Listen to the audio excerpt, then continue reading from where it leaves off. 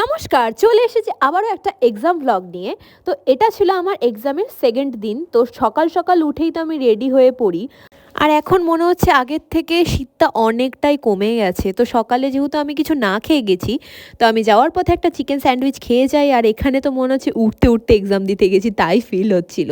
আর এটা হলো এক্সাম দেওয়ার পরের ভিডিও ক্লিপস, যেখানে আমরা বলছিলাম যে এক্সামটা জাস্ট ফাটিয়ে দিয়েছি। আর এখানে বন্ধুদের সাথে দেখা ছিল, আড্ডা মারছিলাম। ওরা বলছিল ভিডিওতে আমাকে নিয়েছিস, টাকা পয়সা দিবি। তো যাই হোক, ফালতু কথাবার্তা। তারপরে এখানে 2 কাপ চা খেয়ে দুপুরবেলা, ভর দুপুরবেলা চা খেয়েছি। বাড়ি এসে আর খাবার দাবারের ক্লিপস নেওয়ার কথা মনে ছিল না।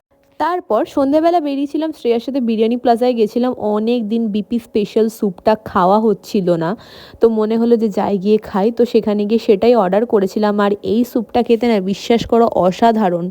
তো কেউ যদি রানাঘাটে থাকো, বিরিয়ানি প্লাজায় গিয়ে এটা একবার ট্রাই করো, তারপরে চা খেয়ে সোজা বাড়ি। তো আজকের ব্লগটা কিন্তু এইটুকু।